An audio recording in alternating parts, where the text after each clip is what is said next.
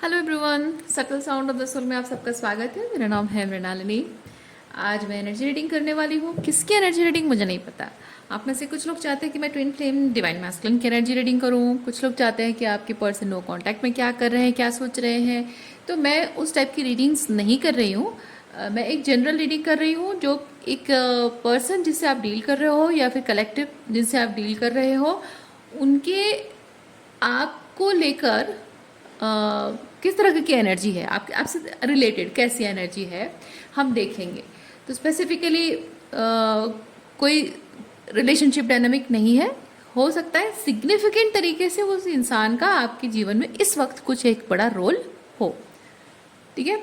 और सिग्निफिकेंट तरीके से उसकी एनर्जी आप महसूस कर रहे हो, उसके टॉक्सिसिटी महसूस कर रहे हो, उससे बहुत ज़्यादा इफेक्टेड हो रहे हो, मेंटली, इमोशनली, स्पिरिचुअली, फाइनेंशियली, किसी तरह से भी।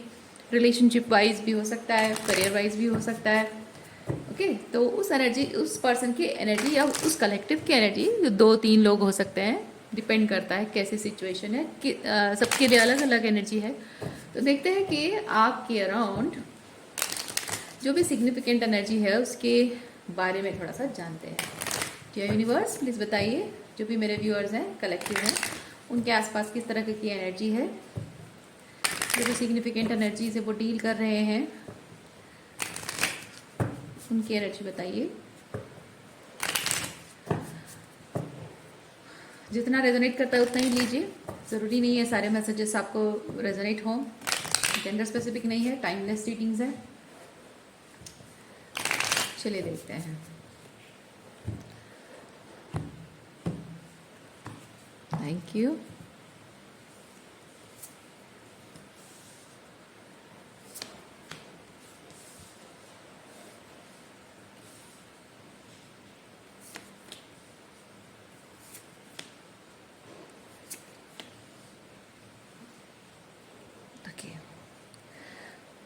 आप देख रहे हैं यहाँ पे सारे के सारे मेजर आर्काना कार्ड्स हैं।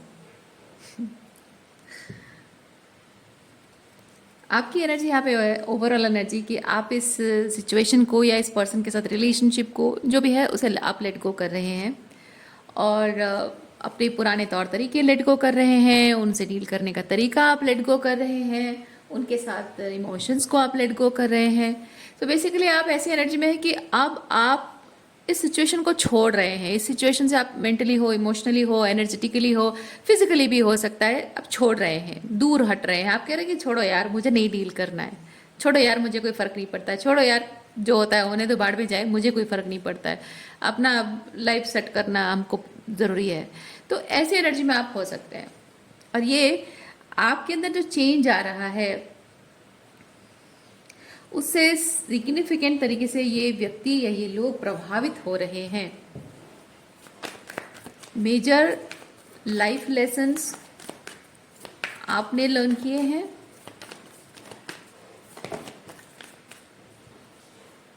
अच्छा, रिसेंटली कुछ ना कुछ ऐसा किया है उन्होंने जिसकी वजह से कि वो थोड़े से फूल की तरह दिख रहे हैं। हो सकता है कि उन्होंने ये सोचा हो कि भाई ये तो बड़ा भोला भाला इंसान है या भोली भाली लड़की है, या जेंडर स्विच कर सकते हैं, एज हिसाब से आप जैसे देख सकते हैं, जैसे आपको रेजोनेट करता है। तो भोला भाला इंसान है ये, बहुत ही लाइक आपके भोलेपन को हो सकता है वो इडियट भी कहते हो, स्टूपिड कहते हो, इनडिसाइसिव कहते हो, नादान, इमेच्योर कहते हो, लेकिन आपका भोलापन जो है उसका बहुत फायदा उठाया है इन लोगों ने। लेकिन रिसेंटली शायद कुछ ऐसा हुआ है, आपने ऐसा उन्होंने कुछ ऐसा कहा किया, आपने उसे रेड हैंडेड पकड़ा है, या फिर आपने उनकी बातों से ना पिक किया है कि कुछ ऐसा रेड फ्लैग्स है, कुछ ऐसे साइंस आपने नोटिस किए हो, एक्सक्यूज मी, साइंस आपने नोटिस किए हो जिससे आपको ये चीज़ लगा हो कि अरे ये इंसान की तरह बेवकूफ़ है, ये अपने ही हाथों मतलब अपने आप को प्रूव कर रहा है कि वो गलत है। और क्योंकि मैं यहाँ पे एक चीज़ फील कर रही हूँ, आप जो बेपरवाह हो गए ना, फूल की एनर्जी में आप जो बेपरवाह हो गए, इस चीज़ से ये ना भड़क गया है कोई, आप जिनसे डील करते हो ना वो इस चीज़ से भड़क गए हैं। वो ये सोचते हैं कि ऐसे कैसे हो सकता है, ऐसे कैसे हो सकता है कि ये वीडियो देखने वाला जो इंसान है इसको कोई फ़र्क ही नहीं पड़ता है। मैं इसको मैनिपुलेट करने की कोशिश कर रहा हूँ, गैसलाइट करने की कोशिश कर रहा हूँ, इसको लव बम्बिंग करने की कोशिश कर रही हूँ, पर हो नहीं पा रहा है। कैसे इसको फ़र्क पड़ना बंद हो गया है। पहले तो इसे बहुत फ़र्क पड़ता था, पहले तो ये इमोशनल होता था या होती थी या गुस्सा होता था, किसी बात से इरिटेट हुआ करती थी, पर आजकल तो इसे कोई फर्क ही नहीं पड़ता है। चाहे मैं कुछ भी बोलूँ, कैसे भी बिहेव करूँ, चाहे कितना भी उसको गैसलाइट करने की कोशिश करूँ या फिर कितना लव बम्बिंग भी करूँ, तो पिघलने वाला इंसान नहीं है ये। अचानक क्या हो गया इसको।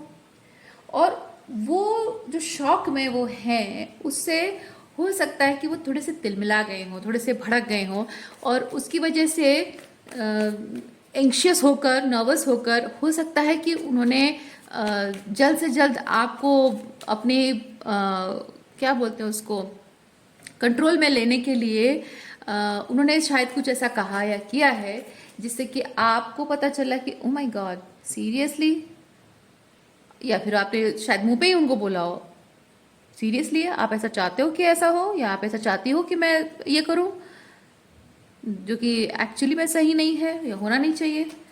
और सामने वाला ही और she found cut up with his red flag, और वो बोलने लायक कुछ रहा नहीं वो इंसान। और हो सकता है कि थोड़ा सा स्टैमर करता हो, थोड़ा सा हड़बड़ा गया हो, भौचक्का रह जाना, थोड़ा सा हड़बड़ा जाना, बौखला जाना, यस भौचक्का नहीं बौखला जाना, थोड़ा सा बौखला गया हो, और उसके आवाज़ भी थोड़ी सी कांप गई हो, और वो इधर उधर से जैसे तैसे करके उन्होंने बात को संभाल लिया हो। भाई पकड़े जाते जाते बच गए, कुछ ऐसा शायद हुआ है या फिर आई डोंट नो होने वाला है। अच्छा देखते हो क्या है।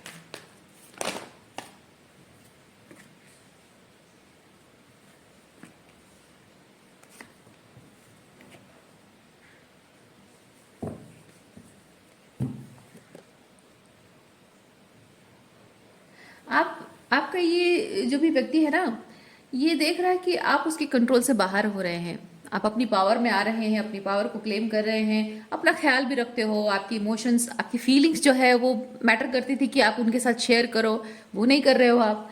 आपका दुखी होना, आपकी तबीयत खराब होती है, आप दुखी होते हो, डाउन फील करते हो, स्पिरिचुअली डाउन फील करते हो, इमोशनली डाउन फील करते हो, या फिर आपके करियर में कोई प्रॉब्लम है, मनी को लेकर कोई इश्यूज है, हर बात जाके आप उनके साथ शेयर करते हो और अपना दुखड़ा सुनाते हो उनकी सिंपैथी पाने के लिए। और वो इस बात से ना खुश होते थे, इसलिए नहीं क्योंकि आप अपना दुखड़ा उन्हें सुनाते हो, इस बात से कि आप दुखी हो और उनको चूज कर रहे हो अपनी बात कहने के लिए, चाहे वो खुश हो या दुखी हो, आप उनको चुन रहे हो, उनको इम्पोर्टेंस दे रहे हो। ठीक है, तो यहाँ पे एक्सक्यूज मी, तो यहाँ पे उनका ये ऑब्जर्वेशन है कि आपका वो रवैया बदल गया है।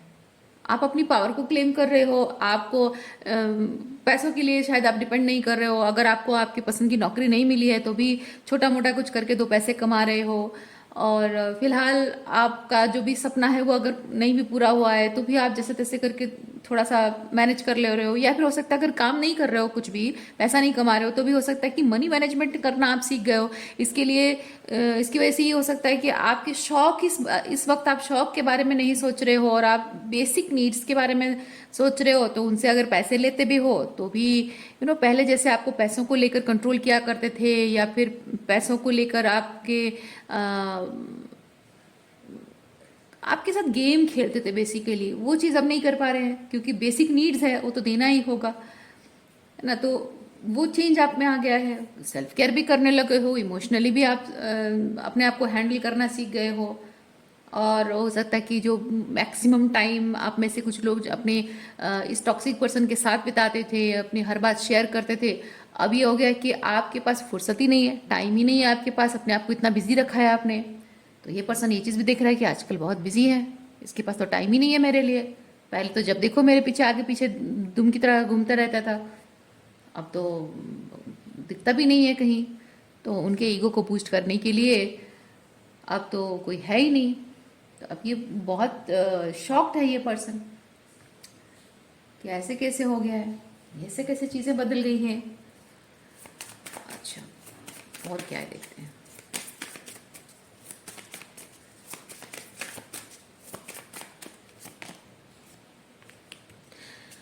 ये जो डेथ कार्ड है ना, डेथ कार्ड के थ्रू मैं एक चीज़ फील कर रही हूँ कि आपका ये जो पर्सन है ना, इसको ऐसा लगता होगा कि जैसे होता है ना कि एक डेड बॉडी के पास बैठे हैं और वो डेड बॉडी जाहिर सी बात है कुछ बोलेगा नहीं, लेकिन अब इंसान बैठा है, उम्मीद कर रहा है कि कुछ बोलेगा या डेड बॉडी से कोई रिस्पॉन्स आएगा, जो कि कभी पॉसिबल नहीं है।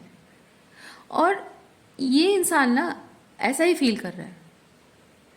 आप वो डेड बॉडी की जगह आप है जो एक डेथ प्रोसेस से गुजर रहे हैं, ठीक है। स्पिरिचुअली आप डेड है, यानी कि आपका जो ओल्ड सेल्फ है वो डेड है। यानी कि आप थोड़ा सा आई मे साउंड ग्रामेटिकली रॉन्ग, थोड़ा मुझे शुद्ध हिंदी उतनी अच्छी नहीं आती है, लेकिन ये ऐसा है ना कि किसी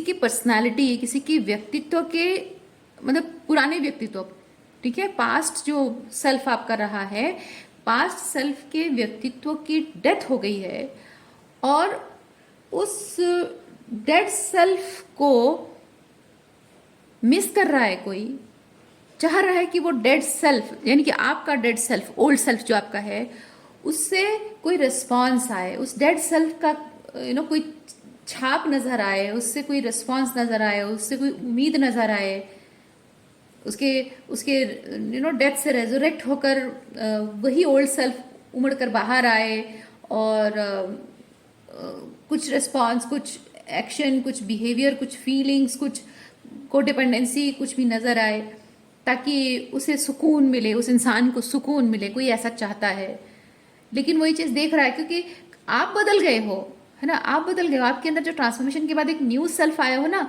वो न्यू सेल्फ को रिकॉग्नाइज कर ही नहीं पा रहा है ये इंसान, उसे डाइजेस्ट नहीं हो रहा है, वो रिकॉग्नाइज ही नहीं कर पा रहा है कि ये कौन है, ये क्या है ये। और जो ओल्ड सेल्फ की उसको आदत है ना हमेशा से, उसी ओल्ड सेल्फ के सामने बैठकर like in front of a dead body just sitting and expecting, है ना, वैसा टाइप का है।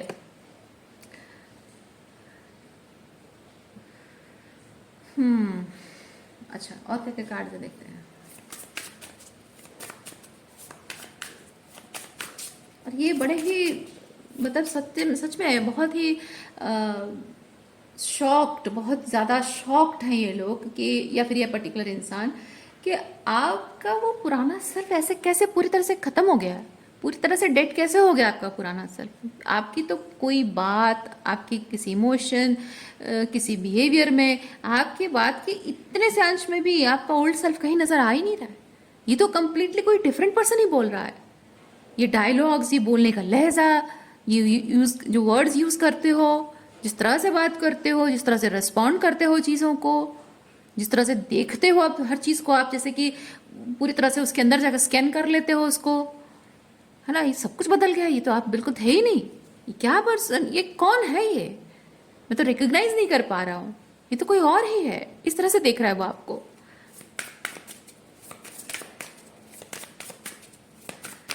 और आप जो नए सेल्फ में बदल गए हैं ना, उस नए सेल्फ को मैनिपुलेट करना इम्पॉसिबल, मैं डिफिकल्ट नहीं कहूंगी, वेरी इम्पॉसिबल, ठीक है। आपके न्यू सेल्फ को मैनिपुलेट करना बिल्कुल पॉसिबल नहीं है।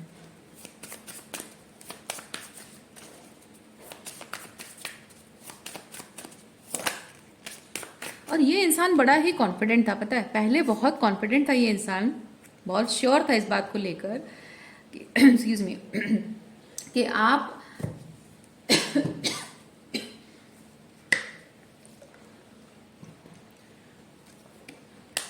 आप इस इंसान को लेकर बहुत ही हाई पेडेस्टल पे उसको रखते हो, बहुत ही हाई लाइट में उसको देखते हो, ओके। कोई कुछ खास हो सकता है वो आपके लिए, और उसको ये चीज लगता था हमेशा कि आप कभी उससे छोड़कर जा ही नहीं सकते। मतलब एक है ना, ये जो क्रिएटर है, ये किंग ऑफ वॉन्ड्स है। किंग ऑफ वॉन्ड्स बेसिकली बहुत ही इंप्रेसिव एनर्जी है, ओके तो इस इंसान को ये चीज लगता था कि आप उससे बहुत ज्यादा इंप्रेस्ड हो, इतने ज्यादा इंप्रेस्ड हो उसकी पर्सनालिटी को लेकर कि आपने उसको पूरे सराखों में बिठा रखा है, जैसे कि उसके बिना ना सूरज है ना चांद है, बस वही सब कुछ है। लेकिन अब ऐसा है कि सूरज भी वही है, चांद भी वही है, आप भी वही हो, पर वो नहीं है आपकी लाइफ में, कहीं वो नहीं है, उसकी एग्जिस्टेंस आपकी लाइफ में वो है ही नहीं। क्यों? क्योंकि वो वहीं पे है, वो अपनी जगह है, लेकिन आपकी जिंदगी में खास, है ना, आपकी जिंदगी में खास मुकाम, खास जगह उसने जो हासिल की है वो गायब है, खत्म हो चुका है सब कुछ। और वो इंसान इस चीज को एक्सेप्ट नहीं कर पा रहा है कि आपकी जिंदगी में उसकी जो जगह थी वो खत्म हो चुकी है, वो मिट चुकी है, उसकी एग्जिस्टेंस खत्म हो चुकी है, वो ये चीज को हजम नहीं कर पा रहे हैं।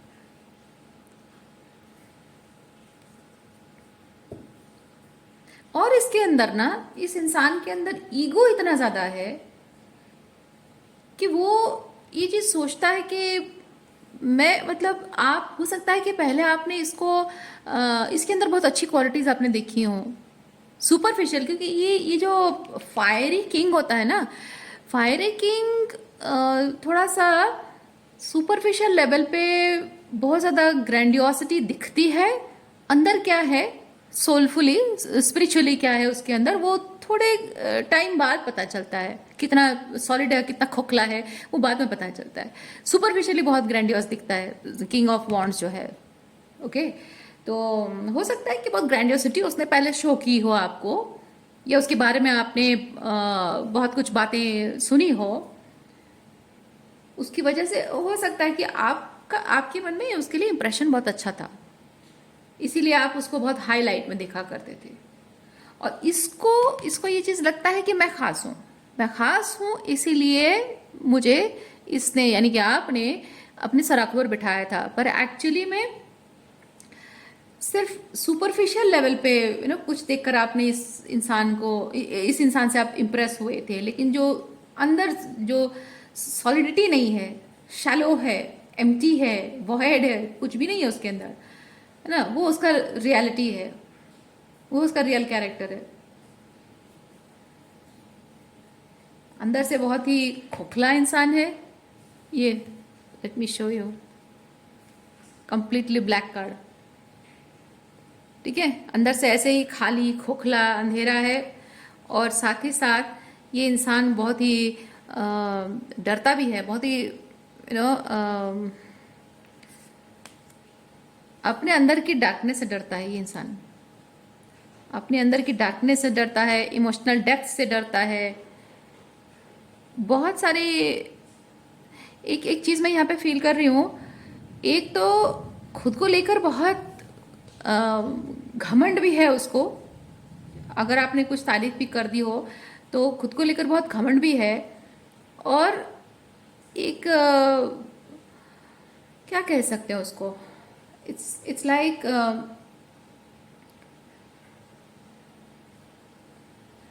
छोटा इंसान, छोटा छोटा कैसे कह सकते हैं, लाइक अपनी ज़रूरत के आगे किसी के सामने झुक भी सकता है, अपनी ज़रूरत के लिए वो बिक भी सकता है। वो ज़रूरत मतलब नीड्स नहीं, सही मायने में कह सकते हैं तो अपने अपने आप को ग्रैंडियस दिखाने के लिए, अपने आप को बहुत बड़ा, स्टाइलिश, बहुत अमीर, बहुत हाई फाई खुद को दिखाने के लिए, ग्रैंडियस दिखाने के लिए ये किसी के सामने झुक भी सकता है, किसी के सामने बिक, किसी के सामने बिक भी सकता है। ये कोई ऐसा इंसान है, अपनी ज़मीर को मार कर किसी के सामने उसका नौकर भी बन सकता है, कुछ कुछ ऐसा पर्सनालिटी है इस इंसान का। ओके और इसका अपना सेल्फ एस्टीम नहीं है, दूसरे जब उसको तारीफ करते, कुछ अच्छा उसमें देखते हैं, उससे वो अच्छा फील करता है, अदरवाइज अपने आप में अच्छा नहीं फील करता है। और अच्छा फील करने के लिए ये इंसान एक पर्सोना क्रिएट करता है, एक पर्सनालिटी शो ऑफ करता है। लाइक ये हो सकता है कि थोड़ा ग्रेव दिखाता हो कि मुझे हंसी नहीं आती है, मैं हमेशा गुस्से में रहता हूँ, और मेरे करीब नहीं आना, नहीं तो मैं कभी भी गुस्से से आउटबर्स्ट हो जाएगा, और जो मुलाजिम होते हैं, जो मतलब निचले दर्जे के, निचले वर्ग के जो कर्मचारी होते हैं, उनका भी एक सम्मान है, राइट, अपना सम्मान है एज अ ह्यूमन बीइंग। लेकिन उनको वो इंसान की तरह नहीं देखता है, वो मुलाजिम की तरह, नौकरों की तरह ही देखता है उसको। और ऐसा दिखाता भी है, क्योंकि वो एक क्रिएट करना चाहता है कि मैं बहुत बड़ा हूं। ओके, दिखाने की कोशिश। तो एक डरा कर रखना, धमका कर रखना, थोड़ा सा एटीट्यूड दिखाना। ओके, सुपरफिशियल लेवल पे अच्छे अच्छे डिजाइन, स्टाइलिश कपड़े पहनना, या फिर स्टाइलिश चीजें, या फिर कॉस्टली चीजें खरीदना, अपने घर में सजाना, ऐसी चीजें जिससे कि उसका घर दिखे कि वाह ये कितना रिच है। या फिर कुछ कुछ ऐसी चीजें खरीदना जैसे कि पॉकेट में पैसे ज्यादा ना हो, लेकिन महंगे महंगे गैजेट्स वगैरह खरीदना, और लोगों को एडवर्टाइजमेंट करना, दिखाना लोगों को, सोशल मीडिया में फोटो वगैरह शेयर करके दिखाना कि आज हमने ये किया, आज हमने वो किया, यानी कि लोग जाने कि अच्छा उसके घर में ये म्यूजिकल इंस्ट्रूमेंट है, उसके मतलब उसके घर में, मैं एग्जांपल दे रही हूँ, कोई ऐसा ये नहीं कह रही हूँ, चैनल मैसेज नहीं कह रही हूँ, मैं जस्ट कह रही हूँ कि हो सकता है उसके घर में अच्छा अच्छा ये ऐसे करने का मतलब, ऐसा ऐसा पिक्चर का मतलब है उसके घर में पियानो है, अच्छा अच्छा उसका, अच्छा वो गिटार बजाता है, या फिर उसके घर में टेलीस्कोप है, अच्छा अच्छा इतनी बड़ी गाड़ी है उसके घर में, अच्छा अच्छा इतना कॉस्टली वाला एटसेट्रा एटसेट्रा ब्रांड के हैंडबैग्स हैं, एटसेट्रा ब्रांड के शूज पहनती है, एटसेट्रा ब्रांड के लिपस्टिक लगाती है, इस तरह से शो ऑफ करना कि भाई मैं कितना रिच हूं, या कितनी रिच हूं मैं, कितनी पावरफुल हूं मैं, इस तरह से दिखाना। हालांकि अंदर से बहुत खोखला इंसान है, अपने आप को लेकर वो एक सॉलिडिटी जो है ना उसकी पर्सनालिटी में, जो एक्चुअली में होनी चाहिए, जैसे कि एक इंसान अंदर से बहुत ही कंटेंट हो, बाहर उसके दिखती ना हो। कुछ कुछ लोग होते हैं ना, वो बहुत ही ऑर्डिनरी टाइप के, लाइक शॉर्ट्स और टी शर्ट पहन लिया, घर से बाहर निकल गए, और लोग देखते ही सोचते होंगे कि अच्छा ये तो निठल्ला बैठा होगा, घर पे कुछ काम नहीं करता होगा, लेकिन यू एंड अप रियलाइजिंग कि ये पर्सन बहुत बड़ी कंपनी का मालिक है ना। कभी कभी ऐसा होता है, कुछ लोग होते हैं बहुत ही सीधे साधे, बहुत ही डल कलर के कपड़े पहन के घर से निकलते हैं। इवन कभी कभी कुछ लोग घर के कपड़े पहनकर भी बाहर निकल जाते हैं आसपास की शॉपिंग वगैरह करने के लिए, और पता चलता है कि वो बहुत रिच है, उनके पास बहुत पैसा है। वो पता चलने भी नहीं देते लोगों को। कुछ ऐसे लोग होते हैं, और कुछ ऐसे लोग होते हैं इनकी तरह, जिनके पास होता ज्यादा कुछ नहीं है पर दिखाते बहुत ज्यादा है। तो कुछ सॉलिडिटी यहाँ इस व्यक्ति की पर्सनालिटी में भी नहीं है, उसके लाइफस्टाइल में भी कुछ सॉलिडिटी नहीं है। वो सिर्फ शो ऑफ, सिर्फ ग्रैंडियर शो ऑफ करते हैं ताकि लोगों की नजरों में उनका एक दबदबा बना रहे। ठीक है, पावर कुछ है नहीं, तो वो एक लोगों की नजरों में दबदबा बनाए रखना उनके लिए जरूरी होता है, ताकि वो हमेशा अच्छा फील करते रहें।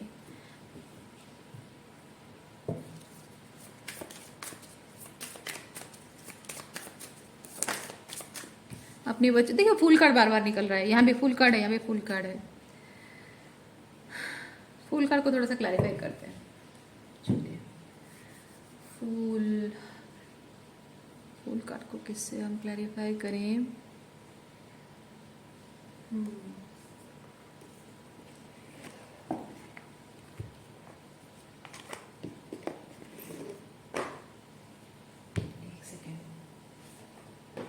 यहाँ किसी के शैडो साइड के बारे में हम बात कर रहे हैं, और शैडो हीलिंग कार्ड ना हो, ऐसा हो नहीं सकता।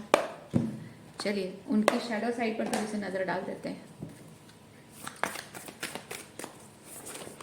यूनिवर्स प्लीज क्लैरिफाई कीजिए फूल कार्ड को, थैंक यू।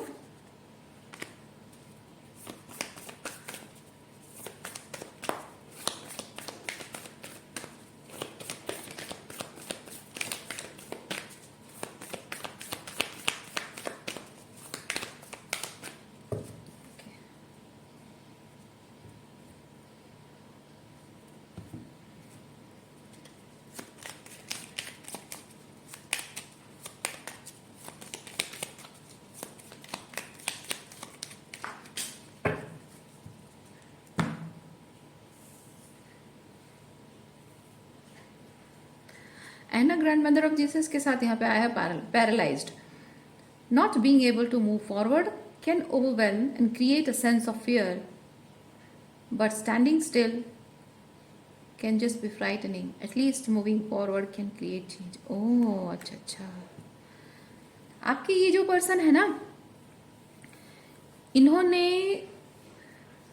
एक फसाद ओढ़ रखा है, एक मास्क, ठीक है, एक झूठ का एक चोला ओढ़ रखा है उन्होंने, जो कि हमेशा से वो दिखाते रहे हैं और शायद आपको भी दिखाते रहे हों। और वो जो मास्क उन्होंने पहन रखा था, उस मास्क में होकर वो आपको हमेशा यही दिखाते रहे हैं कि वो कितने अच्छे हैं, वो कितने सुपीरियर हैं, हमेशा उनका अपर हैंड है, आप हमेशा गलत हो, आपसे गलतियां होती रहती हैं, आप इमेच्योर हो। और हमेशा ये दिखाना कि अगर अगर वो आपको छोड़कर चले गए हो, उनके साथ आपका रिश्ता टूट गया है या फिर खराब हो गया है, तो वो इधर आपको छोड़कर चले गए हैं, नो कांटेक्ट में हो सकते हैं, या फिर साथ रहते हो लेकिन साइलेंट ट्रीटमेंट देते हैं। तो ये जो दिखाते हैं ना, आपको ये जताने के लिए है कि देखो तुमने कितनी गलतियां की हैं और उसकी वजह से मैं कितना हर्ट हूं, कितना दुखी हूं। और ये हो सकता है कि मुझे अब फर्क नहीं पड़ता है, मतलब इतना दुखी रहा हूं मैं कि हर्ट होते होते होते होते मेरा मन मैंने पत्थर का कर दिया है, और अब मुझे इस बात से कोई फर्क नहीं पड़ता। अगर वो पहले आपसे बात नहीं करते थे, थोड़े से उदास उदास दिखते थे, अब ऐसा हो सकता है कि वो बात भी नहीं करते हैं लेकिन खुश रहने लगते हैं। तो वो सिर्फ दिखाने के लिए है कि हाँ देखो तुम्हारी वजह से मैं दुखी था, बात नहीं करता था, तो अब मैं बात नहीं कर रहा हूँ अभी भी, अब लेकिन मैं खुश हूँ, तुम्हारे बिना खुश हूँ, तुम्हारे बिना आगे बढ़ रहा हूँ, मूव ऑन कर रहा हूँ, किसी और लड़की के साथ या लड़के के साथ रिलेशनशिप में हूँ, या फिर दूसरे फैमिली मेंबर, अगर फैमिली मेंबर हैं तो दूसरे फैमिली मेंबर के साथ देखो कितने अच्छे से मैं बात कर रहा हूँ, उनके साथ मेरा रिलेशनशिप अच्छा है, वो मेरे साथ खुश है, तुम नहीं हो, यानी कि प्रॉब्लम तुम में है।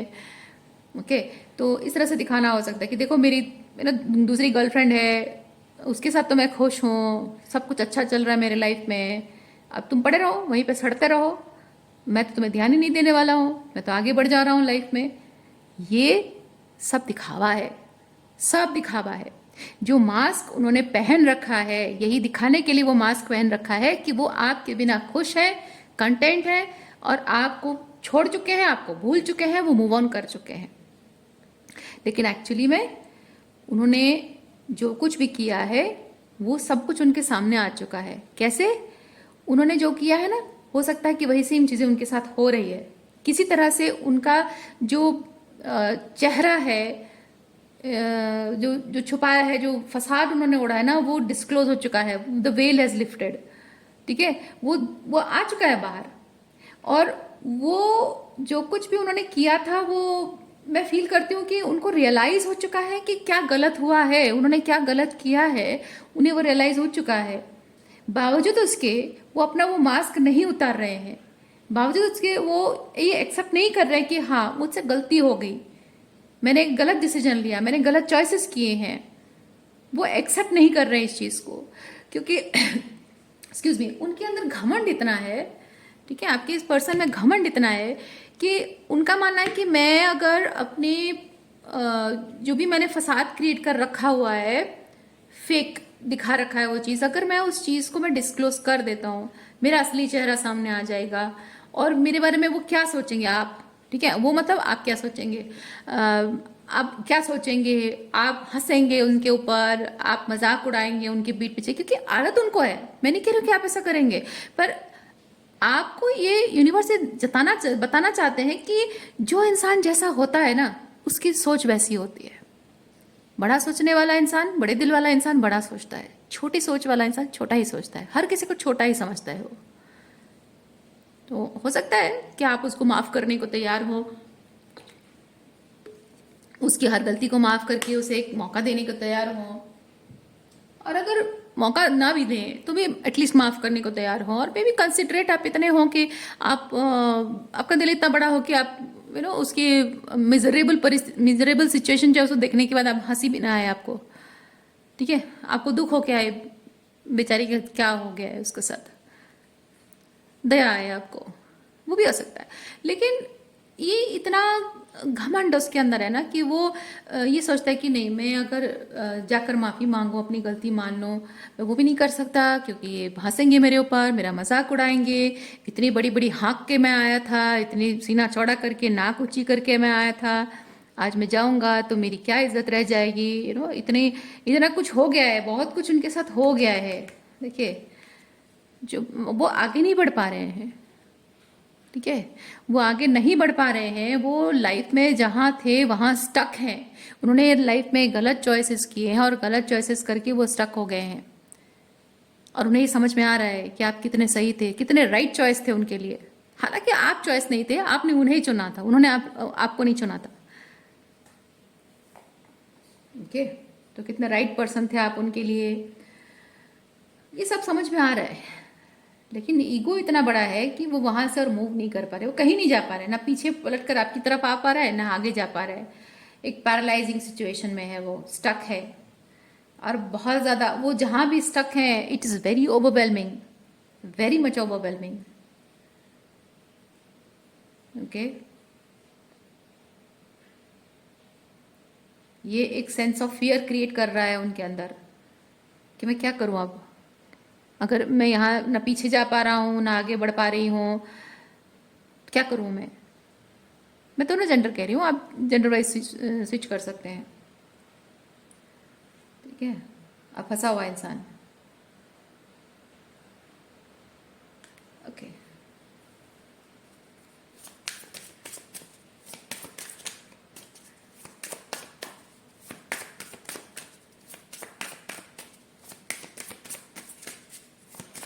अच्छा हाँ, मुझे एक और मैसेज भी चैनल हो रहा है। ये जो सिचुएशन है, शायद पास्ट में आपके साथ भी ऐसा हुआ था। जैसे कि उनके अंदर टॉक्सिसिटी आपने देखी थी, प्यार भी करते थे, टॉक्सिसिटी भी दिखाई देती थी। आपको लगता था कि मैं अगर इस इंसान को एक्नॉलेज करूं तो वो शायद बदल जाएगा, लेकिन बजाय बदलने के वो ये कहते थे कि अच्छा, मैं तुम्हें इतना बुरा लगता हूँ, मेरी बात इतनी बुरी लगती है, इतना गंदा हूं मैं, तो हो क्यों मेरे साथ, चली क्यों नहीं जाती हो। इस तरह से बिहेव करते होंगे, इस तरह से बोलते होंगे, अपनी गलतियां मानते नहीं होंगे कभी। ठीक है, तो उसकी वजह से हो सकता है कि आप इस तरह से स्टक, एक टाइम था पास्ट में जब आप स्टक फील किया करते थे, आप पैरालाइजिंग सिचुएशन आपकी थी कि आप उन्हें उनके साथ रह भी नहीं पा रहे थे, बिकॉज वो टॉक्सिसिटी शो करते थे, एरोगेंस दिखाते थे और अपना सेल्फ ग्रैंडियोसिटी में इतने मग्न थे कि आपके रिलेशनशिप की वो परवाह नहीं करते थे, फॉर ग्रांटेड लिया करते थे आपको, या फिर आपको जूतों की नोक पर रखना कहें या फिर डोरमेट की तरह इस्तेमाल करना, वो सब चीज़ें करते थे आपके साथ। ओके, और यहाँ आप उनसे प्यार भी करते थे बिकॉज ऑफ हस्बैंड और वाइफ, या फिर बिकॉज ऑफ ट्विन फ्लेम हो, बिकॉज ऑफ पेरेंट्स हैं, उसकी वजह से हो सकता है कि वो रिलेशनशिप आपके लिए इतना अहम हो और इतना प्यार करते हो कि वो रिलेशनशिप छोड़ नहीं पा रहे थे आप। तो उस टाइम पे ऐसा होता है कि आप एक इंसान इमोशनली ओवरवेलम होता है उस वक्त कि प्यार है पर मैं नहीं रह सकता इस इंसान के साथ, या नहीं रह सकती हूँ, मैं क्या करूँ। मुझे समझ में आ रहा है कि ये बहुत ही स्टक एंड बहुत ही टॉक्सिक सिचुएशन है और मेरा प्यार मुझे कमज़ोर बना रहा है। मैं इस इंसान को छोड़ना चाहता हूँ लेकिन छोड़ नहीं पा रहा हूँ, या छोड़ना चाहती हूँ छोड़ नहीं पा रही हूँ, क्या करूँ, है ना। तो ये बहुत ही ओवरवेलमिंग होता है, बहुत ही स्टक एंड स्टेगनेंट फील होता है। यस, दिमागी तौर पे आपको एक पैरालाइज कर देता है, सोचने समझने की शक्ति आपकी वहीं ठप हो जाती है। ऐसे सिचुएशन से होकर आप गुजरे हैं और आज एग्जैक्टली वही सिचुएशन से वो गुजर रहे हैं। फर्क है आप में, आपके और उनके इस तरह की एनर्जी में होने में बस फर्क है।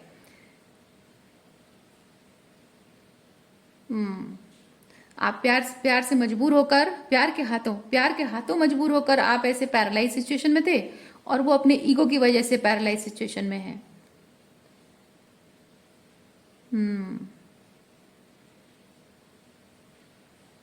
और बावजूद उसके आप उन्हें हमेशा शायद ये चीज़ अल्टीमेटम दिया करते थे, देखो तुम लास्ट में कह रही हूँ तुम संभल जाओ, सुधर जाओ, या फिर तुम सोचो रिलेशनशिप के ऊपर ऐसा असर पड़ रहा है, वैसा असर पड़ रहा है, and I am in the verge of ending this relationship, I am in the verge of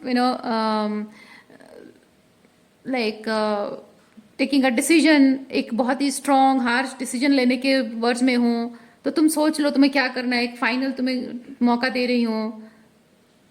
तो ये इंसान बजाय सीरियसली लेने के आपकी बात को, वो शायद इसी तरह बिहेव करते होंगे कि अच्छा छोड़ के जाना चाहती हो, जाओ, बड़ी आई छोड़ के जाने वाली, बड़ा आया छोड़ के जाने वाला, जाओ मैं भी देखूं, तुम क्या मुझे छोड़ के जाओगे, मैं तुम्हें छोड़ के जा रहा हूँ, जाओ कहाँ जाना है, मैं भी देखता हूँ। एड़िया मतलब क्या बोलते हैं उसको, घुटनों के बल चल कर आओगी, नाक घिसते हुए माफी मांगोगे, प्यार की भीख, रिश्ते की भीख मांगोगे या मांगोगी। एक दिन आएगा तुम क्या मुझे छोड़ के जाओगे, मैं तुम्हें छोड़ के जाता हूँ, आज से तुम्हारा मेरा रिश्ता खत्म। शायद इस तरह से बिहेव किया होगा उन्होंने। और वो जो आपने अल्टीमेटम उनको बार बार दिया है, ये ऐसी सिचुएशन में बहुत इमोशनली ओवरवेल्म फील करते हुए जो आपने उनको कहा हो, तो उस चीज़ का जो ईगो उन्होंने समझा नहीं होगा, शायद उस फीलिंग को उन्होंने समझा नहीं होगा कि वो कैसा लगता है। आप you are in the verge of ending the relationship, फिर भी आप उनसे कह रहे हो कि तुम एक बार सोच लो, विचार कर लो इस चीज़ पर, क्योंकि मैं अब मुझसे नहीं हो पा रहा है। वो कितना ओवरवेलमिंग होता है, उस चीज़ को उन्होंने कभी महसूस ही नहीं किया था, इस बात की सीरियसनेस को उन्होंने कभी समझा ही नहीं था, और शायद इसीलिए उन्होंने आपके साथ ऐसा बिहेव किया। और आज भी उस चीज़ को ईगो बैटल की तरह उसको होल्ड करके बैठे हुए हैं। ठीक है, ईगो बैटल की तरह होल्ड करके बैठे हुए हैं। इस इंसान की जिद है कि आपको घुटनों के बल नीचे आना है और भीख मांगनी है, रिश्ते की दुहाई देकर भीख मांगनी है। ये आपसे ये करवाना चाहता है ये इंसान, और अब खुद भी ऐसी सिचुएशन में आकर फंस गया है या फिर आगे जाकर फंसने वाला है। कहाँ जाएगा इंसान का, बैठ कर मत जाएगा कहाँ माय डियर। आज अगर ये चीज़ नहीं महसूस कर रहा है ना, तो एक न एक दिन ज़रूर महसूस करेगा। ये उसका फ्यूचर है, अगर ये प्रेजेंट नहीं है ना, फ्यूचर है।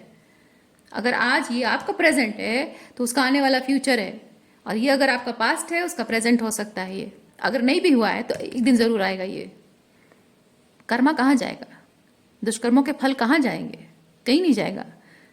आप रोक नहीं कर सकते हो, वो बच के जा सकता है, आपकी आंखों से बचकर, आपके कॉन्शियसनेस से बचकर जा सकता है, पर वो ऊपर वाला है ना, देखने वाला है ना, उसकी नज़रों से बचकर कहाँ जाएगा। वो गिनता है, गिन गिन कर हर चीज़ का हिसाब लेता है, बच के कहीं नहीं जा सकता ये।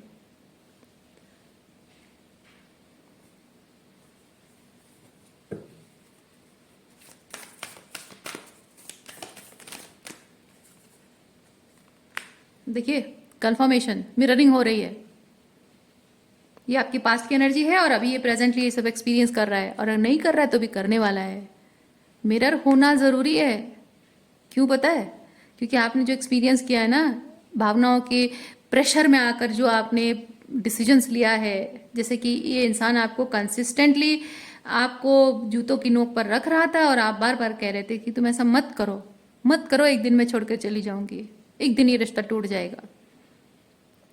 पर वो मानता नहीं था ना, या मानती नहीं थी। तो अब वो चीज़ खत्म हो गया, और जिस चीज़ से होकर गुजर कर ये मजबूरी में डिसीजन लिया है आपने, जिस मजबूरी में आकर आपने रिश्ता तोड़ा है, या जिस मजबूरी में आकर आपने कुछ बातें कही हैं, वो कितनी तकलीफदायक थी, वो तो उसे महसूस करना ही है।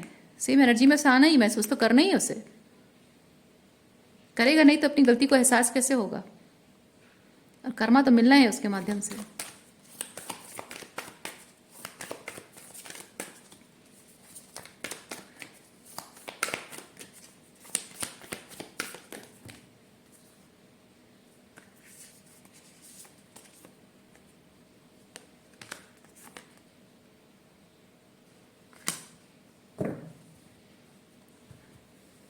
आप ये सोचना बंद करो, आप सोचना बंद करो कि कितना और मुझे इंतज़ार करना पड़ेगा, वो वापस आएगा या नहीं आएगा, या फिर अगर उसके आने का इंतज़ार भी नहीं कर रहे हो, उसके सुधरने का इंतज़ार भी नहीं कर रहे हो, तो उसका कर्मा उसको मिलने का इंतज़ार कर रहे हो ना, तो वो भी मत करो आप। क्योंकि वो वापस आएगा नहीं आएगा, पहली चीज़ तो जिस तरह की एनर्जी में है, ऐसा इंसान वापस ना आए तो अच्छा है।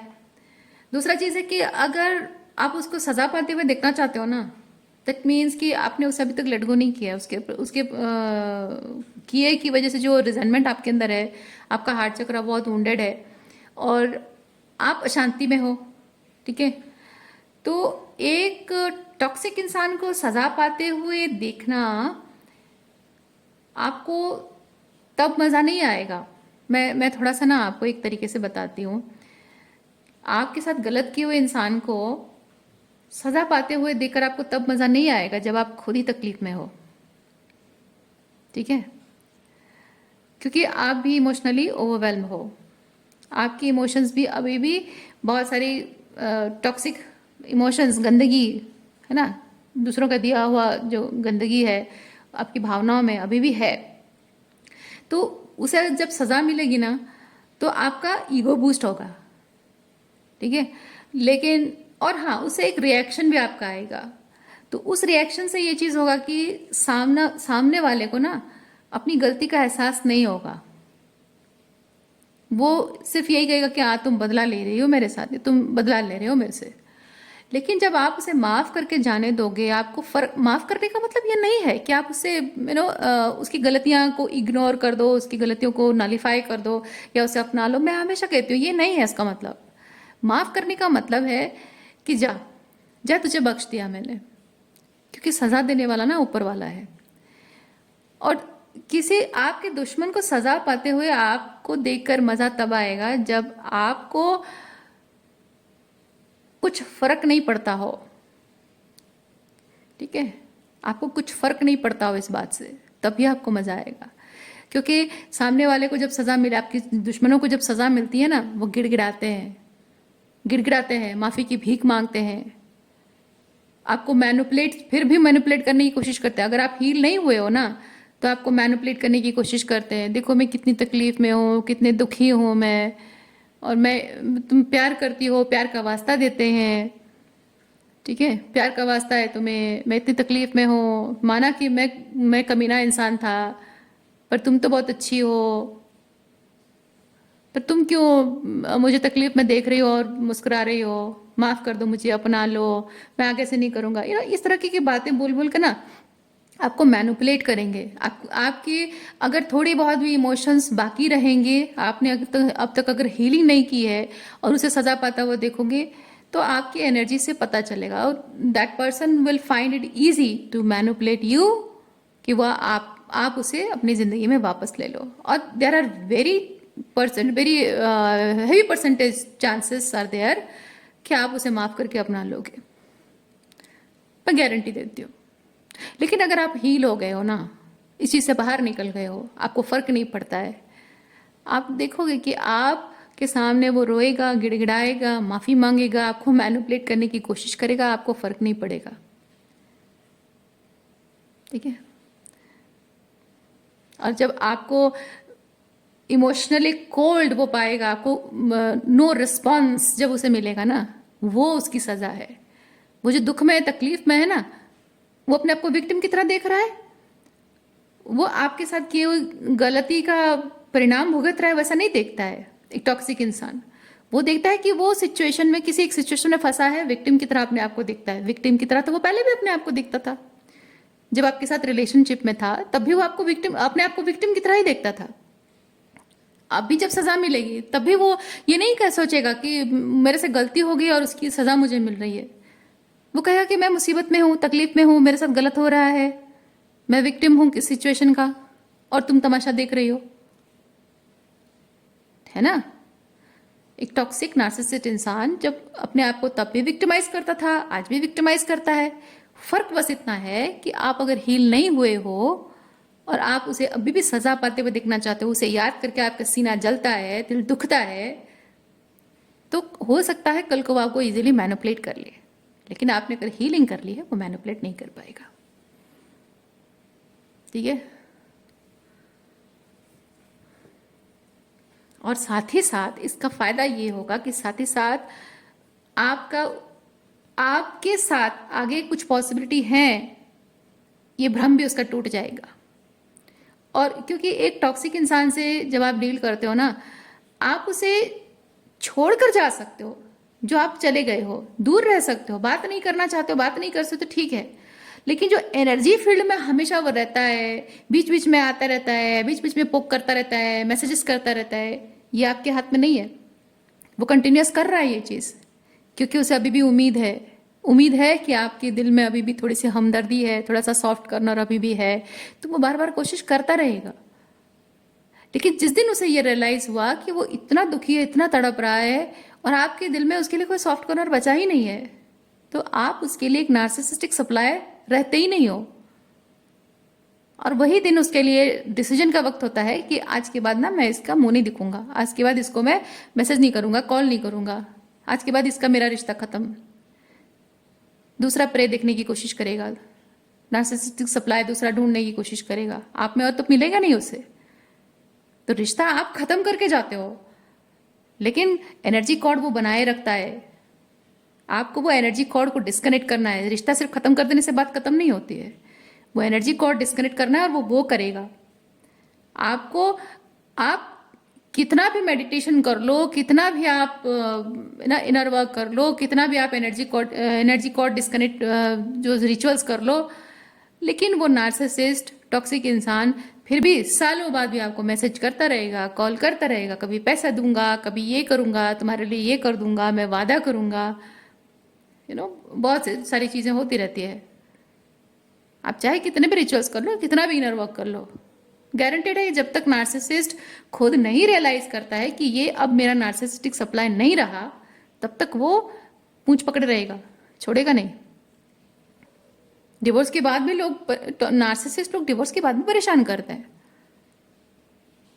उनको रिश्तों से कोई मतलब नहीं है माय डियर, उनको कमिटमेंट से कोई मतलब नहीं है, रिलेशनशिप टैग से कोई मतलब नहीं है, उनको सिर्फ एक नार्सिसिस्टिक सप्लाई चाहिए, क्योंकि वो उस सप्लाई के बिना सांस नहीं ले पाते हैं, सरवाइव नहीं कर पाते हैं, लाइफ में कुछ करने लायक नहीं रहते हैं वो।